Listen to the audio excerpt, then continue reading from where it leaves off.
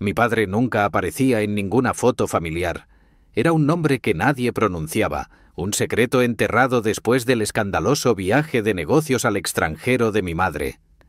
Yo era el resultado de ese error. Un niño nacido fuera del matrimonio, criado en la pobreza, enfrentado a miradas de juicio de extraños y a la fría indiferencia de mi propia madre. Pero la peor parte, la verdadera tragedia, no comenzó hasta después de que ella murió. Las personas que se llamaban a sí mismas familia me acogieron, no por amor, sino para atraparme en un cruel papel. El hijo adoptivo ingrato, obligado a trabajar como un sirviente por un techo sobre mi cabeza y un plato de comida. Y ahora, justo cuando acabo de cumplir 18 años, no solo quieren controlar mi vida, quieren robármelo todo, junto con los 2 apartamentos que heredé. Mi padre nunca me abrazó. Era un hombre con una esposa, hijos y un error, mi madre, en una conferencia internacional. Yo fui el resultado de ese error. Un niño nacido fuera del matrimonio, criado en la pobreza, creciendo bajo el peso de la vergüenza y el juicio. Él enviaba dinero todos los meses como si fuera una obligación lejana, sin preguntar nunca cómo estaba. Mi madre tampoco me dio amor. No fui querido. Solo fui criada, como una carga que no tenía más remedio que llevar por el resto de su vida. Cuando ella murió, fui acogido por su hermano, mi tío, y su familia. Tenía 13 años. Acababa de perder a la única persona a la que alguna vez llamé mamá, solo para ser arrojado a un mundo donde a nadie le importaba si todavía estaba de duelo, todavía llorando o todavía asustado. Mi tío tenía una esposa estricta y 2 hijos, un primo casi 10 años mayor, ya casado y distante, y un hijo, mi otro primo, perezoso, desempleado, adicto, pero tratado como un rey en esa casa. ¿Yo? No me consideraban parte de la familia. Yo era el caso de caridad, una sombra que mantenían bajo su techo para calificar para ayuda gubernamental adicional. Y no lo ocultaron, ni siquiera desde el primer día. Me asignaron un viejo y polvoriento trastero, donde el polvo era más espeso que la manta que me dieron. Mi tía no se andaba con rodeos. Ella dijo, sin rodeos, si estás aquí, más te vale ser útil. Nadie se lleva nada gratis. Y así, de la nada, me convertí en su sirvienta a tiempo completo. 3 pisos para limpiar, ropa para 5 personas, platos, la cena lista antes de que alguien llegara a casa. Tuve que despertarme antes que los demás, acostarme el último. No me permitían ir a ningún lado sin permiso. No tenía teléfono personal, ni siquiera se me permitía enfermarme. Si me perdía una sola esquina mientras limpiaba, mi tía me abofeteaba y decía, «Parásito ingrato». Los hijos de mi prima eran mimados como realeza, vestidos de princesa, videojuegos, las zapatillas más nuevas. Yo era la pobre, siempre usada como el punto de comparación. Siempre que íbamos de compras, yo me quedaba a un lado mientras ellos elegían ropa nueva. ¿Yo? Me dieron ropa de segunda mano de hace 10 años. Una vez pedí un suéter simple. Mi tía me miró de arriba a abajo y dijo fríamente, «¿Para qué te pondrías eso? ¿Para que la gente se ría de mi familia?» Una vez tuve un teléfono, un regalo de Año Nuevo de un vecino amable. Luego mi prima rompió el suyo y, sin pensarlo 2 veces, se llevó el mío. «Vives de mi familia. Lo que tienes es nuestro», dijo ella. Lo recuperé un año después. Pantalla rota, carcasa dañada. ¿Y a quién le importaba? Nadie. No se me permitía estar molesta. No se me permitía reaccionar. Cada vez que intentaba defenderme, me cerraban la boca con la misma frase. «Deberías estar agradecido de tener un lugar donde quedarte». Así pasé mis años de adolescencia. Invisible. Sin voz. Sin poder. Sin amor. Pero olvidaron una cosa. Tengo memoria. Y tengo derecho legal a heredar. Porque mi madre, por distante que haya sido, me dejó 2 apartamentos en el corazón de la ciudad. Y esa misma familia, las mismas personas que me quitaron las comidas, el sueño, la dignidad, ahora viven en esos apartamentos como si les pertenecieran. Empecé a sospechar después de un desliz de lengua de una vecina durante una visita a la casa de mi tío.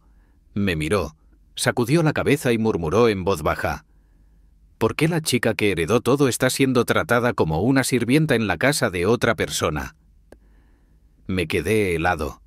¿Hereditario? ¿Qué? Esa noche no dormí. Revisé cada recuerdo que pude encontrar. Conversaciones fragmentadas, momentos en que mi mamá firmaba papeles en el hospital cuando pedían prueba de activos, la forma en que mi tío se quedaba en silencio en las llamadas telefónicas en el momento en que yo entraba. Todas esas pequeñas piezas comenzaron a formar una imagen más grande, y empecé a darme cuenta.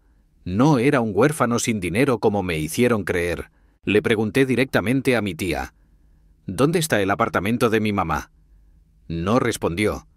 Solo me miró, fría y tranquila, y finalmente dijo: no te hagas ilusiones. Ese lugar ahora le pertenece a tu tío. Deberías estar agradecido de que incluso tengas un techo sobre tu cabeza. No lo negaron. Solo me advirtieron que dejara de hacer preguntas. Esa respuesta por sí sola me dijo todo lo que necesitaba saber. El apartamento estaba ocupado, y yo no era quien vivía en él. En silencio, fui a la oficina del notario local. Con la ayuda de un viejo amigo de la escuela, comencé a investigar los registros de propiedad.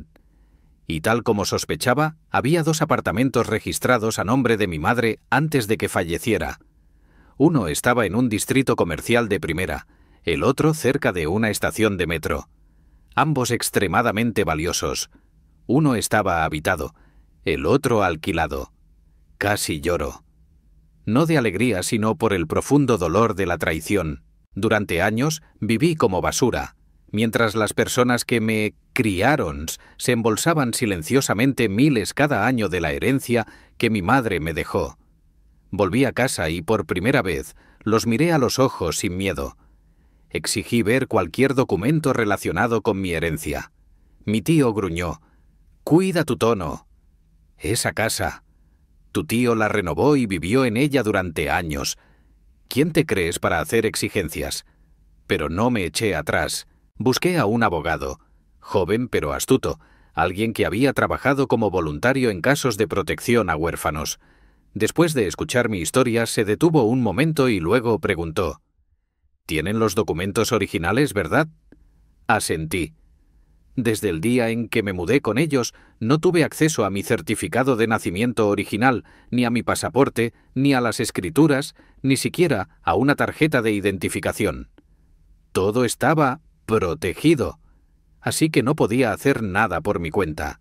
Mi abogado me ayudó a recopilar registros oficiales de las agencias gubernamentales, una copia del certificado de defunción de mi madre, escrituras de propiedad y prueba de herencia vinculada a los documentos originales. Él me dijo: «Una vez que cumplas 18 años todo cambia». Y cuando llegó mi cumpleaños número 18, sin pastel, sin celebración, solo un largo día en la oficina del notario y un expediente legal completo presentado ante el tribunal para reclamar lo que era mío. No los advertí, pero de alguna manera debieron haberlo sentido. Mi tío me llamó a casa, por primera vez, con una voz azucarada que me dio escalofríos. Mi tía tenía los documentos listos, un acuerdo de transferencia voluntaria de propiedad, alegando que debía entregar el apartamento porque lo renovaron y me apoyaron durante 6 años. Coloqué silenciosamente los papeles sobre la mesa, saqué mi teléfono y comencé a grabar el resto de la conversación. La primera prueba de que sabían que yo era el legítimo propietario, pero aún así tramaban quitarlo. Ese día no firmé nada. Salí de esa casa llevando algo que nunca había tenido realmente antes: determinación. Sabía que esto no sería una victoria rápida, pero por primera vez el camino por delante estaba claro. No necesitaba mendigar simpatía. Iba a luchar, con la ley, para recuperar lo que era mío. Después de negarme a firmar el documento cediendo el apartamento, pensé que había ganado una pequeña batalla. Pero me equivoqué. No se echaron atrás, solo cambiaron de táctica. De la agresión y las amenazas, mi tío pasó a algo más familiar. hacerme sentir culpable a través de la gratitud. Te crié durante 6 años. Te alimenté. Te envié a la escuela. ¿Crees que el dinero del gobierno cae del cielo? Tuve que firmar una montaña de papeles para obtener ese apoyo. Ahora que eres adulto no pido mucho, solo que entiendas lo que es correcto. Esa frase sonaba en mi cabeza como un altavoz roto. Siempre enfatizaban el llamado sacrificio de criarnos, pero nunca admitieron la verdad. No era una carga, era una mina de oro silenciosa que explotaron durante años. Solía creer que me quedaba en su casa por amor. Ahora me di cuenta de que solo era una cobertura legal para que pudieran aferrarse a 2 apartamentos que no les pertenecían. Así que empecé a investigar más a fondo, especialmente en el segundo apartamento, el que mi tía dijo vagamente que estaba alquilado a un amigo de la familia.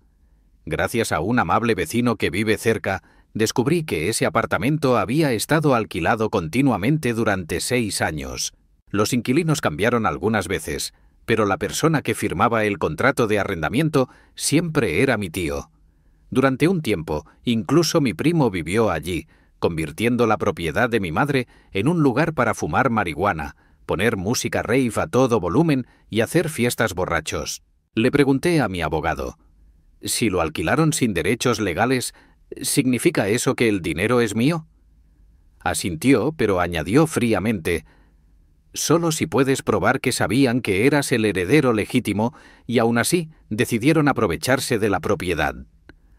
Esa es la única base legal para reclamar la totalidad de los ingresos por alquiler. Suena sencillo, ¿verdad? Pero el mayor problema era que no tenía documentos originales. Mi identificación, la escritura, el certificado de nacimiento original, todo seguía en posesión de mi tío. Cada vez que preguntaba, daban excusas. Las guardamos en un lugar seguro, aún no las encontramos. O, es mejor que los adultos las mantengan. Estaban demorando. Y lo sabía. Estaban tratando de legitimar el robo, ya sea vendiendo el apartamento o falsificando documentos para borrar por completo mi situación legal. Pensé en ir a la policía.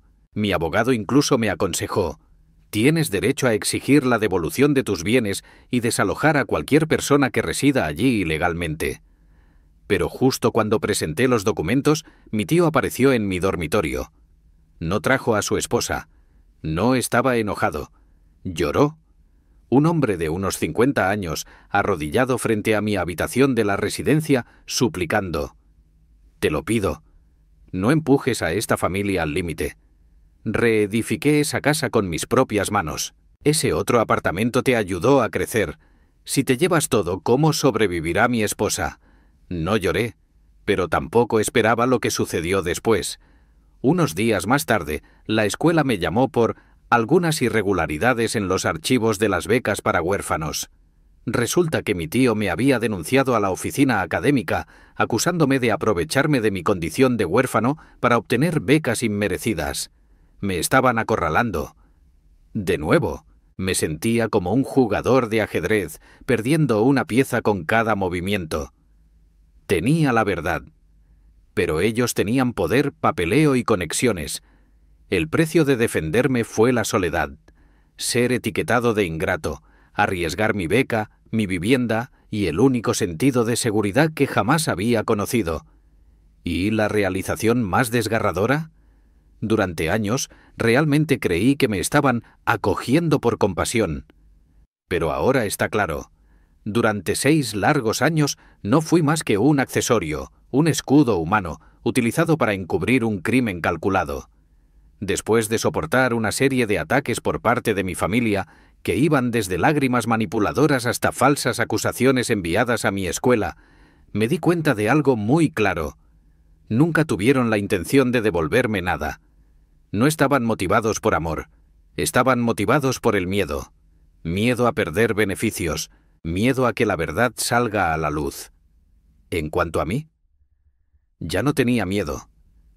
Mi abogado, la única persona en la que confiaba plenamente en ese momento, se sentó frente a mí en un pequeño café cerca del juzgado, con una expresión más seria que nunca.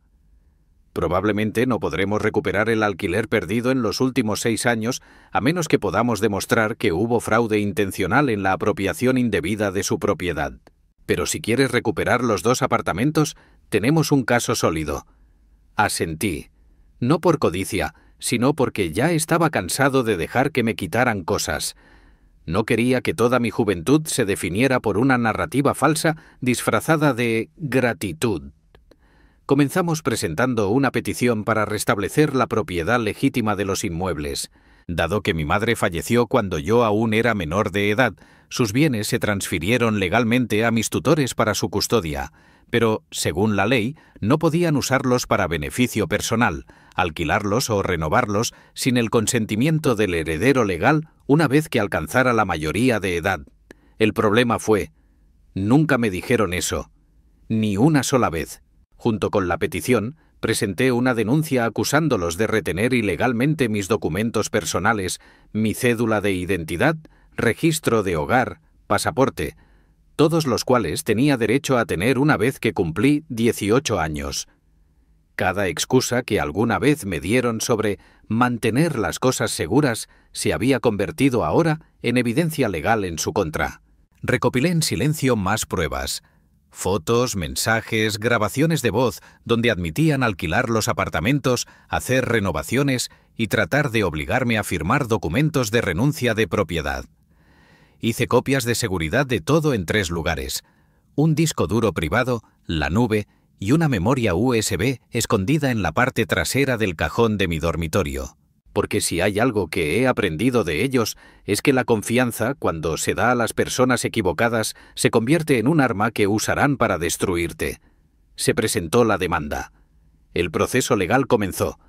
Y solo 3 días después, recibí una llamada de un inquilino que actualmente vive en uno de los apartamentos. Le habían notificado que debía desocupar en 30 días. Mi tío se enteró de inmediato. No me llamó. Llamó a mi abogado. Era un mensaje frío y amenazante. Esa chica no tiene idea con qué se está metiendo. Si no dejas el caso, traeré a toda la familia para testificar que ella no es una heredera legítima. Después, mi abogado me envió un solo mensaje. Si están planeando montar un juicio basado en mentiras, entonces necesitas prepararte para una verdadera guerra, no solo legalmente, sino mentalmente. Miré hacia el techo de mi habitación alquilada, donde una mancha de agua oscura se extendía como una nube sobre mi cama, y sentí una extraña calma apoderarse de mí. Tal vez estaba a punto de enfrentar la batalla más difícil de mi vida. Pero también sabía esto. Si retrocediera ahora nunca volvería a creer en la justicia. No estaba luchando por 2 apartamentos. Estaba luchando por la verdad que había sido distorsionada. Por un niño que había vivido como un fantasma. Por una versión de mí mismo que alguna vez creyó que no tenía valor, pero que ahora sabe, sin lugar a dudas, que merezco vivir como un ser humano completo. La batalla duró más de 4 meses. Trabajando con el tribunal, entrando y saliendo de despachos de abogados, reuniones con representantes de los servicios de protección infantil, conversaciones con el notario que una vez firmó los documentos de tutela entre mi tía y mi madre. Todo lo que habían hecho, desde retener documentos legales hasta alquilar el apartamento en secreto, se fue desvelando poco a poco, pieza por pieza, en documentos, evidencia, páginas de verdad con peso legal. La familia de mi tía, que al principio negó todo, cambió de tono cuando se enfrentó a un expediente completo, grabaciones de audio y declaraciones juradas de inquilinos anteriores. No se disculparon. Ofrecieron un acuerdo. Me invitaron a una llamada reunión familiar, la primera vez en meses que me senté frente a ellos sin sentir miedo. Mi tío ya no parecía furioso, parecía confundido. Mi tía no dijo nada. Mi prima no podía mirarme a los ojos. La misma prima que una vez me arrebató el teléfono y me dijo que parecía indigente sin importar lo que llevara puesto. Ahora se sentaba con la cabeza baja, sin decir nada. Su abogado hizo una oferta. Devolverían los 2 apartamentos si aceptaba no reclamar 6 años de ingresos por alquiler perdidos, no hablar públicamente y firmar un acuerdo de confidencialidad sobre todo lo que había sucedido. Querían borrar el pasado. Miré directamente a mi tío y le pregunté, ¿si no hubiera contratado a un abogado? ¿Si no hubiera hablado? ¿Alguna vez habrías devuelto algo? No dijo nada. Ese silencio me dijo todo lo que necesitaba saber. Acepté el acuerdo, no por compasión, y ciertamente no por miedo. Firmé porque sabía que ya había recuperado lo único que intentaron destruir con tanto empeño, mi dignidad y mi libertad. No recuperé mi infancia. Y no podía borrar los años que pasé siendo tratada como una sirvienta en la casa de mi propia madre. Pero podía empezar de nuevo. Y quería empezar de nuevo sin llevar odio. Después de esa reunión, nunca volví a la casa de 3 pisos. En su lugar, me mudé al antiguo apartamento de mi madre, el mismo que habían alquilado durante 6 años a mis espaldas. Lo limpié yo mismo, habitación por habitación. Pinté las paredes amarillentas. Colgué una pequeña foto de mi madre sobre mi escritorio. No porque los perdonara, sino porque necesitaba cerrar el capítulo. Me reinscribí en la escuela de arte.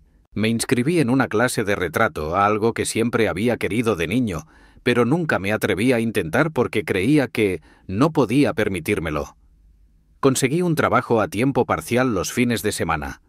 No para sobrevivir ya, sino para vivir, y poco a poco me di cuenta. La libertad no comienza cuando posees algo. Empieza en el momento en que te levantas y dices, merezco más. Un día recibí una llamada de mi tío. Todo lo que dijo fue, ¿podemos empezar de nuevo? Hice una pausa. Luego respondí suavemente, no te odio. Pero ya no soy esa niña. No busqué venganza. Simplemente devolví a todos a su lugar correspondiente en la historia. Y ahora sé una cosa con certeza. Si hubiera firmado ese papel, el que cedía el apartamento de mi madre, nunca me lo habría perdonado. Pero hoy, al abrir la puerta de esa casa, su casa, ahora la mía, finalmente puedo sonreír, sin tristeza, porque no dejé que nadie me quitara lo más importante, mi valor. Si has llegado hasta aquí, es probable que hayas estado en una situación como la mía, atrapado por el peso de la gratitud, sofocado por lazos familiares que deberían haber traído amor, pero, en su lugar, trajeron dolor y control. Aquí está lo que quiero que recuerdes. La gratitud no significa permitir que te exploten. Ser filial no significa quedarse en silencio ante la injusticia. Y la amabilidad no significa dejar que otros pisoteen tu dignidad mientras afirman que es por tu propio bien. La familia, si realmente es un lugar seguro, nunca te pedirá que sacrifices la verdad solo para mantener la paz. No te exigirá que renuncies a tu lugar legítimo solo para hacer las cosas más fáciles. Y ciertamente no usará la deuda de gratitud como una máscara para la codicia. No estoy contando esta historia para buscar simpatía. Lo cuento para cualquiera que, como yo, alguna vez creyó que no era lo suficientemente fuerte. Que alguna vez creyó que no tenía voz. Tienes el derecho de levantarte. Tienes valor. Y mereces vivir una vida que sea verdaderamente tuya, sin necesitar el permiso de nadie. Si hoy estás dudando, atrapado entre mantener la paz o decir la verdad, espero que elijas lo último, porque la verdadera paz nunca viene de cerrar los ojos, viene del valor de decir, no soy desagradecida, solo estoy aprendiendo a dejar de abandonarme. Ese es el final de esta historia. Si te ha tocado de alguna manera, por favor deja un comentario, dale like, comparte y suscríbete para apoyarnos. Muchas gracias por escuchar, nos vemos en el próximo video.